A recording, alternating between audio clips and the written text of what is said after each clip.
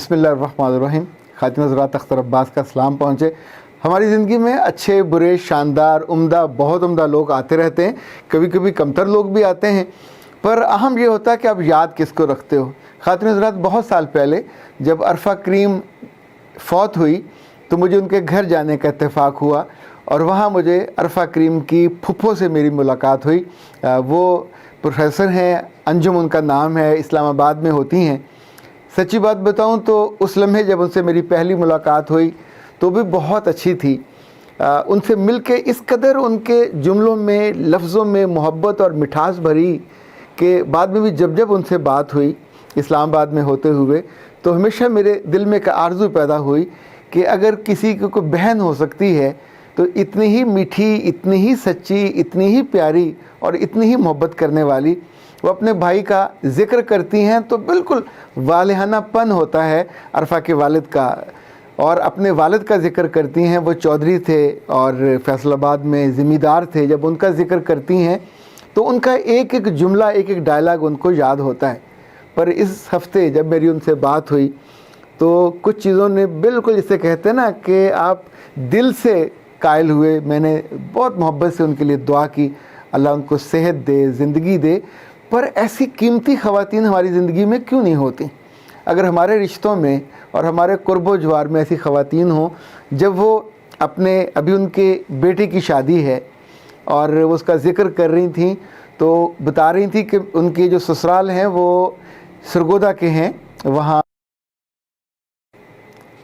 कुछ एक जनूबी है, मोहसिन उनके मियाँ का नाम है, और वो अपने ससुर का ज़िक्र ऐसे करती हैं जैसे बाप का ज़िक्र करती हों, और अपनी सास का ज़िक्र, यानी आप अंदाज़ा कीजिए। मैंने उनसे पूछा क्या आपका अपनी सास के साथ कभी कोई मसला नहीं हुआ? और वो अपने ससुर का ज़िक्र ऐसे करती हैं जैसे बाप का ज़िक्र करती हों, और अपनी सास का ज़िक्र, यानी आप अंदाज़ा कीजिए। मैंने उनसे पूछा क्या आपका अपनी सास के साथ कभी कोई मसला नहीं हुआ? कहने लगे, मेरे वालिद ने कहा था कि जब तुम उस घर में जाओ तो बेटी बन के जाना।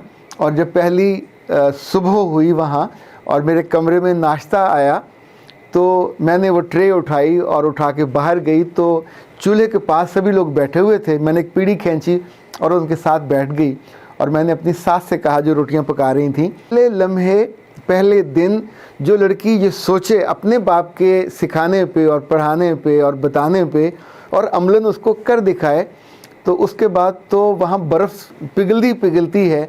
फिर उस घर में वो अपनी सास के साथ और अपने ससुर के साथ और अपनी नंदों के साथ वो कहती हैं, और आप अंदाज़ा कीजिए उनकी ज़ुबान से एक लफ्ज़ नहीं ऐसा निकला कि जो उन्होंने अपने ससुराल के बारे में या मियाँ के बारे में, या ज़ाहिर अब ये रिश्ते ऐसे होते हैं जिनके बारे में हम आम तौर पे गिले से और शिकवे से भरे होते हैं। पर अगर आपका दिल मोमिन हो और आपने वक्त अच्छा बिताया हो। एक और मैंने लिटमस पेपर टेस्ट किया तो मैंने पूछा, आपके बच्चे क्या फ़ील करते हैं? तो उन्होंने कहा, मैं अपने बच्चों को छुट्टियों में जब भी जाना हो तो ये कभी नहीं कहती कि दादों की तरफ जाना, मैं कहता हूँ अपने घर चलना है। बिकॉज़ अपनी रूट से मैंने अपने बच्चों को जोड़ा है। और जो अपनी रूट से काट दे, जो अपनी रूट्स को, उन्होंने कहा, जी मैंने ये सीखा था अपने वालिद से। वो चौधरी थे और वो कहते थे कि बेटा तू जिस घर में जा रही है वहाँ तूने अपने घर का, अपने बाप का चौधरी होने को न महसूस करना, न याद रखना है। अब तू उनकी बेटी है, तू उनकी बहू है और उनकी इज़्ज़त तेरे साथ साझी है, तूने उसको बढ़ाना है। मेरी इज़्ज़त की लाज रखनी है। तुम्हारी तरफ से, तुम्हारे किसी तर्ज़ अमल से कोई शिकायत ना आए कि चौधरी फजल करीम की बेटी, उसके तर्ज़ अमल में कोई कमी और कोताही वहाँ रही। सो वो कहती हैं कि मैंने अपने सास के साथ और अपने ससुर के साथ इतनी ही मोहब्बत का सलूक किया। सो अब भी मैं अपने घर से भी वहाँ जाना प्रेफर करती हूँ, वहाँ जाके आराम करना, उनके साथ ज़िंदगी बसर करना। सो यही वजह है कि उनके मियाँ के साथ और इन सारे रिलेशन के साथ उनकी जो बाइंडिंग है बहुत उम्दा और बहुत खूबसूरत है। ये जो गवाही है मेरी, अब यूँ समझिए कि आरज़ू भी साथ मेरी ये है कि बहुत सी बच्चियाँ और बहुत सी उनकी माएँ जो आम तौर पे पहले से शिकवे के लिए तैयार होती हैं या इस बात को तवक्को कर रही होती हैं कि अगले घर से उनके लिए रेड कारपेट बिछा हो और प्रोटोकॉल हो और वही ख्याल करें, تو خود جو اپنے خیال کرنے کی باری ہوتی ہے. دیکھیں بیج تو آپ کے اگر تعلق کی اور محبت کی کیاری دل میں نہ بنی ہو تو کسی محبت کا بیج وہاں سے اگتا بھی نہیں ہے. یہ جو عزت ہے، یہ جو احترام ہے، یہ جو مان ہے، یہ جو خدمت ہے، اس کی فصل تو بہت بعد میں جا کے اگتی ہے. پہلے دنوں میں جب آپ اس نئے رشتے میں جڑتے ہو تو اگر تو مقابلے بازی میں چلے گئے تو پھر ظاہر ہے اس رشتے میں کوئی مٹھاس بھی باقی نہیں رہتی. پھر چند دنوں کے اندر ہی پھک پڑ جاتی ہے اور یہ جو رشتے ٹوٹتے ہیں، یہ جو دل ٹوٹتے ہیں، اور پھر بعد میں لوگ روتے ہیں اور ان کو ظاہر ہے اس چیزوں کو یاد کر کے آپ کو 10 کمیاں کوتاہیاں لوگوں کے سب کو نظر آ جاتی ہیں، پر اپنی کوتاہی نظر نہیں آتی. پر اگر کسی باپ نے اپنی بیٹی کو جانے سے پہلے یہ اثاثہ دیا ہو، تعلق کو سنبھالنے کا ایک میسیج دیا ہو، اور ماں نے بھی کوئی اچھی باتیں سکھائی، اچھا ہی اچھا لکھا ہوتا ہے. ان رشتوں میں بھی بہت سے ایسے شاندار لوگ ہوتے ہیں جو خوب تنگ کرتے ہیں، جملے بازی بھی کرتے ہوں گے، سازشیں بھی کرتے ہوں گے، پر زندگی تو پھر یہی ہے. زندگی میں کھٹاس بھی آتی ہے، مٹھاس بھی آتی ہے. جو کنوں ہوتا ہے کھٹا بھی نکل آتا ہے، میٹھا بھی نکل آتا ہے. کھٹا اور میٹھا دونوں طرح کا بھی ہوتا ہے. یہی زندگی کے ذائقوں کا معاملہ ہے. پر آپ اپنے کنوں کو کیسا بناتے ہیں؟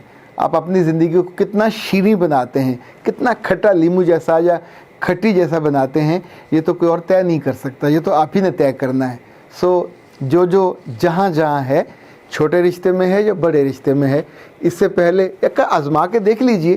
یہ تو میں نے کہ آپ کو لائیو ایگزامپل دی ہے کہ شکوے. اچھا یہ نہیں ہو سکتا کہ آپ کو ساری عمر اپنی بھابھی سے شکوہ نہ رہا ہو، یہ بھی نہیں ہو سکتا کہ اپنے بھائی سے کبھی شکوہ نہ رہا ہو. اور اگر اپنے دل کو اب قبرستان بنا لیتے ہیں تو ہر شکوے کو وہاں دفن کر کے ایک چھوٹی چھوٹی قبر اس کی بنا ڈالتے ہیں. اللہ اللہ خیر صلی. پھر باقی جو زندگی ہے وہ آپ ان قبروں سے دور گزارتے ہیں، اور اس میں جو پھل چاہے اگاتے جائیے اور اپنی زندگی کو گل و گلزار بناتے جائیے. آپ کے اپنے چوائس میں ہے. پھر جب آپ کبھی بیٹھو اور آپ فون کرو اور اپنی دوستوں کو بتاؤ تو پھر آپ کے منہ سے جو پھول جھڑتے ہیں لٹرلی وہ اس قابل ہوتے ہیں کہ سننے والا اس کو اٹھاتا ہے اس کا اور اس گلدستے میں سجاتا ہے. آپ کی زندگیاں گلدستے جیسی ہوں اور آپ کی زندگیوں کے پھول سننے والے اور دیکھنے والے اور بھگتنے والے ان کو اٹھا کے اپنی زندگیوں کے گلدانوں میں سجائیں، اور اپنی زندگیوں سے وہاں سے نہ صرف خوشبو لیں بلکہ اس رنگ کو بھی محسوس کریں، اور یوں اپنے طرز عمل کو بہتر کرتے ہوئے اس گلے اور شکوے سے نکل جائیں کہ جس نے ہماری زندگیوں میں لٹرلی زہر بھر رکھا ہوتا ہے. آزما کے دیکھیے. ممکن ہے بہت سارے سالوں کے بعد کوئی اختر عباس صاحب کا بھی ذکر یوں کر رہا ہو جیسے آج میں نے پروفیسر انجم کا ذکر کیا. سلامت رہیے، حفاظت سے رہیے اور دوسروں کو سلامتی کا پیغام دیتے رہیے. اختر عباس کو اجازت دیجیے. السلام علیکم ورحمۃ اللہ.